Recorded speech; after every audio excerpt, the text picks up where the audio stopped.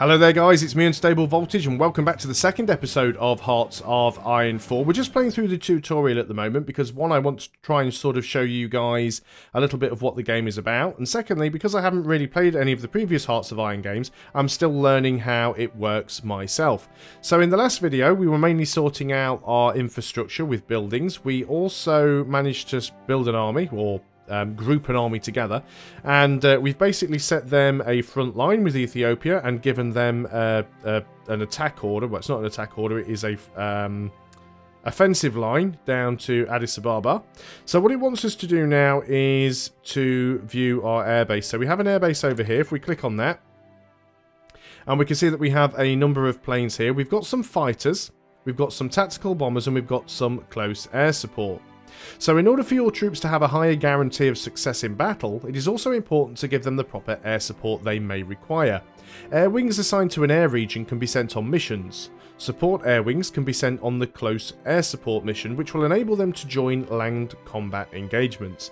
Assign the air wings based in the Eritrea Air Base by right-clicking the East Africa Air region and give them orders once they are assigned. So we've got all of our aircraft selected. If we can zoom out, we can see this is the East Africa Air region. So all we need to do is right-click in this region and our aircraft will be assigned there.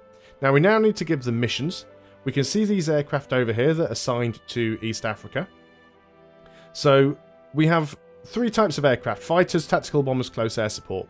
We have some options. We can tell them not to retreat, keep flying no matter what their casualties are. We can toggle whether we want them to only work during the day or during the night, or day and night. And we also have these, you can tell that we don't have enough aircraft to cover the entire region. We're actually quite short. We are missing a lot of aircraft here. But we have these different missions. So our fighters. Fighters can be assigned to air superiority, which means they attempt to attack any enemy fighters in the area and then get rid of any enemy bombers and then other planes. Or we can put them on interception, where they will attempt to prevent enemy planes from doing any missions in the region. Our tactical bombers can be set to close air support, where they will try and basically bomb enemy targets. We can set them on strategic bombing, where they'll try and destroy enemy buildings, or we can set them on port strike, where they will try and destroy naval ships and ports. And then we have close air support, which can be assigned to help our infantry on the ground. We can assign them to attack their navy, and we can assign them to attack their ports and fleets. So we want to have the fighters set on air superiority, the tactical bombers set on close air support, and the actual close air support set to close air support. That is all done. So now almost as everything is set up, it's time to look at executing the battle plan to conquer Ethiopia for Italy. Click on the default map mode button in the bottom right, and then assign your army by clicking the portrait at the bottom of the screen. So this is the default map mode, and we want to select our army. Now with our army selected, we should assign a commander. If you've not done it already, click the empty leader portrait in the top left of the screen and select a commander from the list. So if we go and click up here, we have a list of different commanders that we can use, and some of them have different experience. So max entrenchment, what does this guy have? Armored, well, we don't really have any armor, so you're a little bit useless. Let's go for our field marshal, put him in charge. He is our sort of best general that we have at the moment. Now just a quick note on how these armies look. So if you actually go and see our armies, all of them have the green flag. They have the green flag because they are, as they're friendly. The red ones are hostile, just like you would expect to see in EU4 and Crusader Kings and things like that. If we could see any other armies around, like the French ones here, the French ones are grey because they're neutral. So green is friendly, grey is neutral, red is hostile, and obviously you see your nation's flag. Now also, if you zoom into these, you actually see on the right hand side this little coloured strip. It might be hard to see because it's not exactly large, but it's two bits of information. First of all, it shows you what the troops are currently doing. So these guys are all entrenched, which is what the little shield icon shows, and the little coloured strip is actually the colour of the army. So on this one, it's this sort of teal colour. And if we look up here, you can actually see this icon. This represents our army. And that teal colour is also represented here on this little pull-out tab. And it's also represented here on the army button at the bottom. Now, if we go ahead and click on this tab, it allows us to change the colour of our army, and also we can change the colour of our symbol. So if we go ahead and do that, then this colour will change, as does the colour on the edge of the tab. So it's very, very easy to keep track of all your different armies, where they are and what they are doing. Now, the tutorial wants me to go ahead and execute the order. So before the assault on Ethiopia, you should assign a commander, which we've already done. Click the execute plan button at the bottom of the screen to order your troops to begin the invasion. So let's go ahead and do that. We are going to click the button, which is this one just here. So they are now going to activate. And our forces will now begin the offensive on Addis Ababa, Ethiopia's capital. When you have occupied enough of your enemy's territory, they will surrender. So we basically need to unpause the game and allow Ethiopia to surrender. So let's go ahead and unpause. The game is now running. Now, it's only running on speed 1 at the moment, but it's going to go through 1 hour at a time. So these red arrows are indicating that there's the night time passing through. If we actually zoom out, it'll kill the frame rate, but you can actually see the day-night cycle passing over the map as time goes on. So it does move between day and night. So these red arrows indicate that our forces are moving into this area and attempting to attack. We can also see now that the little entrenched icon has turned into an attacking icon, because we're now attacking in here. These little indicators show us how the battle is going. So the green ones are good, because that says that we are winning. If we zoom in a little bit further, you will actually see troops taking shots at each other. So there's Ethiopia's troops sort of firing at us, but we're trying to attack and move in at the same time. Now, what we want to do, this is what the tutorial doesn't tell us, is we want to select these units down here. We don't have many, but we're going to select those guys. We are going to create another army. We are going to give them a front line order. And we are going to send them an offensive order of maybe these provinces here. So we want to try and push in that direction. We need to give this army a leader. So let's go ahead and throw a general in. We're not going to get them to execute their order just yet. So let's go back and select our primary army right now. I'm noticing a few frame rate issues with the game. Again, remember, I am running recording software, and this is a sort of pre-release copy of the game. So we can see all of our different divisions that we have selected. Most of them are regular infantry. We do have one division of sort of mountaineers that we've got in there. We can see there's certain information about them. So we can see what their rank is. So that's how much experience they have. We can also see if they have any buffs or debuffs on them. I think these are as well. Experience. So these guys are green. Experience level 1. They're green. This gives them a minus 25% modifier in combat, which is a bit poor. But then the guys that are experienced, like the regulars, they get a plus 25% modifier in combat. The little skulls next to the helmets represents the fact that they are taking attrition, because most of them are in the desert. You also take attrition in the mountains and things like that. To the left of that, we've got 2 more coloured lines, the green one and the sort of gold coloured one. The green one, as far as I can tell, is our organisation, which I'm very much guessing is like morale in EU4. So your armies don't necessarily break when they lose their health, although of course if they're all dead then they break. But you're more likely to break by losing your organisation, and that particular division just sort of falls apart and retreats. And then the gold coloured bar is our actual health. That's how many hit points that we have. We can unassign the units from the army if we want. We can sort of split the units and everything else. We've got a total weight for the divisions. Strategic redeployment order. This is something I didn't see mentioned in the tutorial. So strategic redeployment uses your infrastructure to move troops faster. While active, you will suffer a 90% penalty to organisation. Your unit speed is set to 10 kilometers an hour plus up to 10% kilometer per hour extra depending on your state's infrastructure. So basically it's like logistics. You're moving your troops around more quickly, but they lose a lot of morale, or in this case a lot of organisation while that is going on. So that is fine. We can see how much experience we're gaining here. We can also see from these icons what the division is doing. So the little red arrow means we are moving. Little sword in it, we are moving into enemy territory, and we are attacking as we go. So what we're doing at the moment is we're just waiting for these guys to push forwards. All of them are winning their engagements, which is fantastic. We are still waiting for these armies to get into position. If we highlight them, we can see that they are sort of spreading out. So let's just go up to speed 2. So we want to try and move some of these units in. We could bring more soldiers down if we wanted from Italy itself, but I don't think we really need to do that.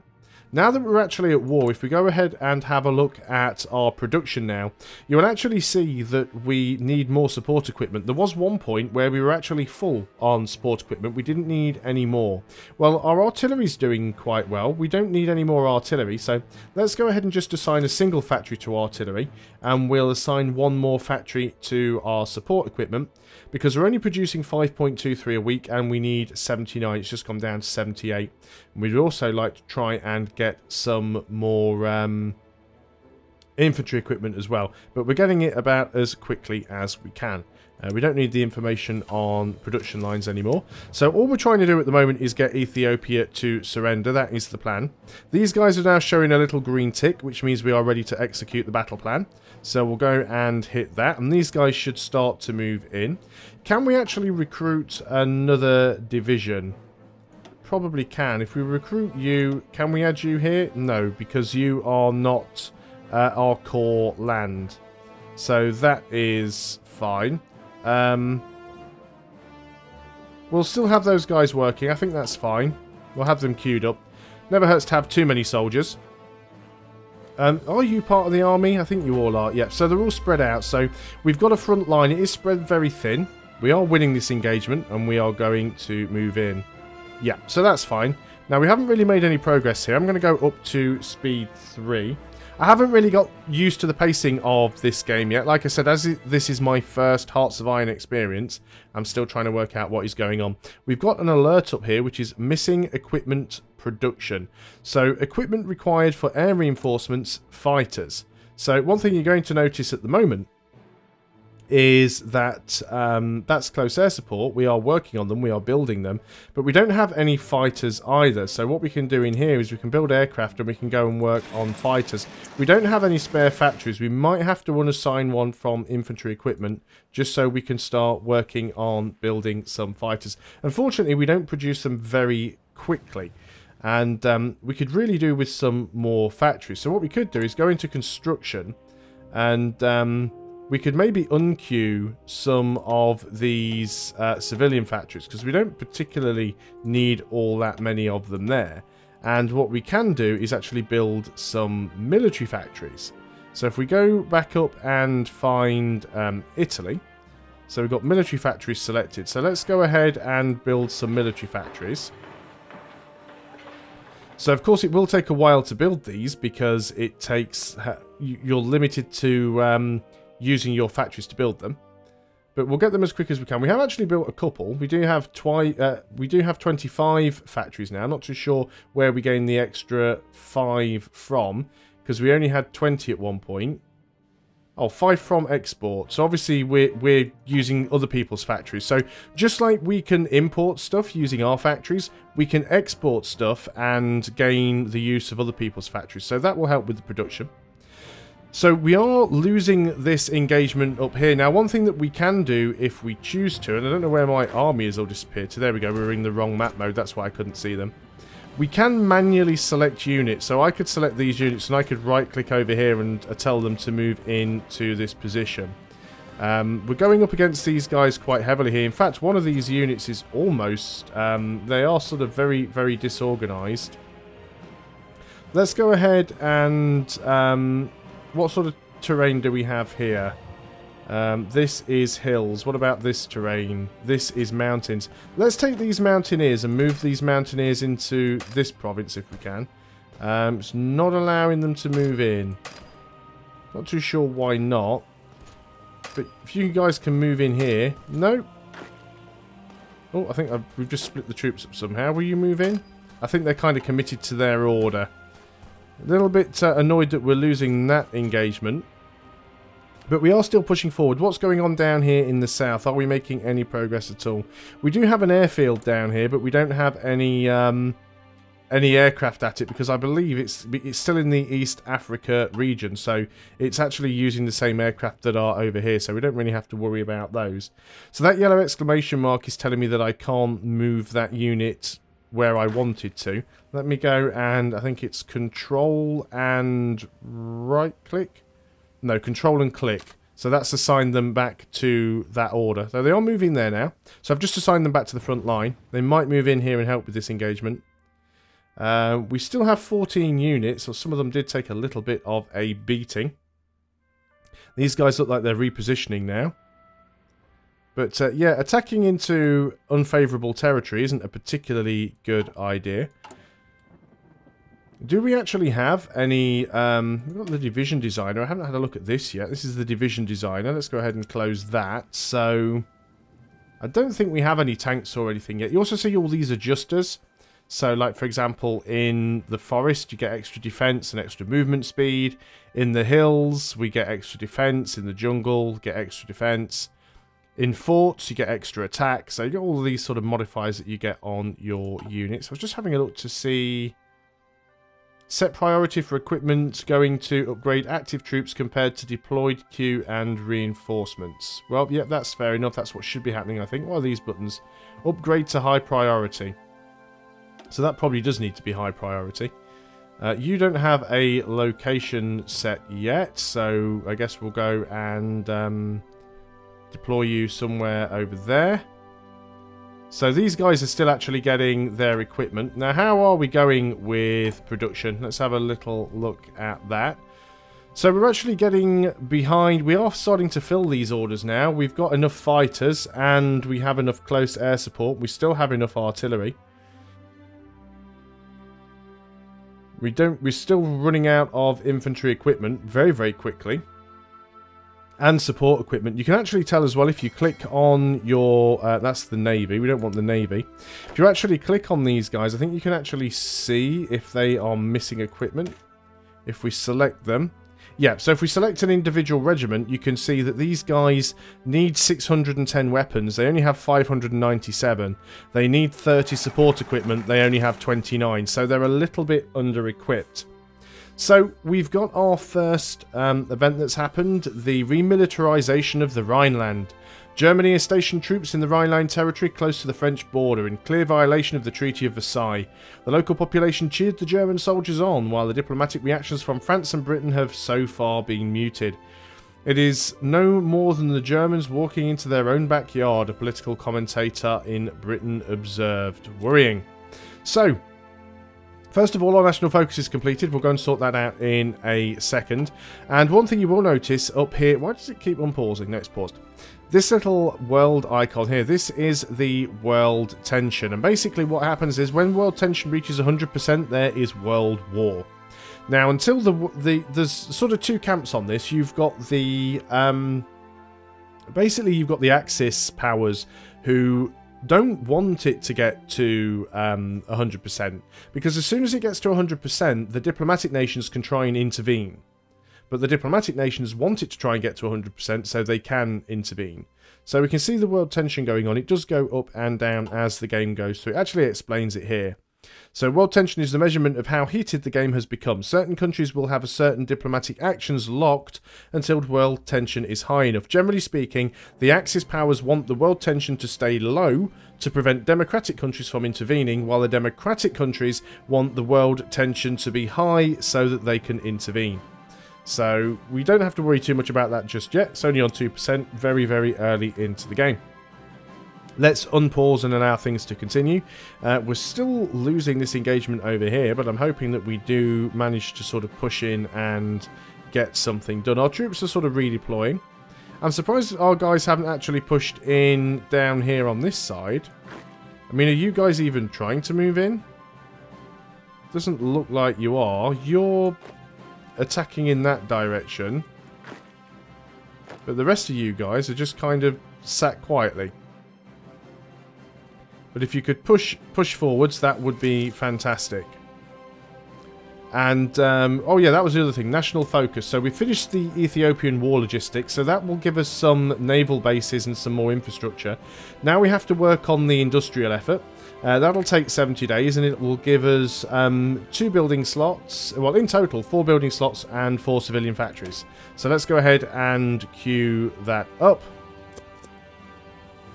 So that's another national focus done. Let's make sure we are unpaused. So run speed 3 of 5.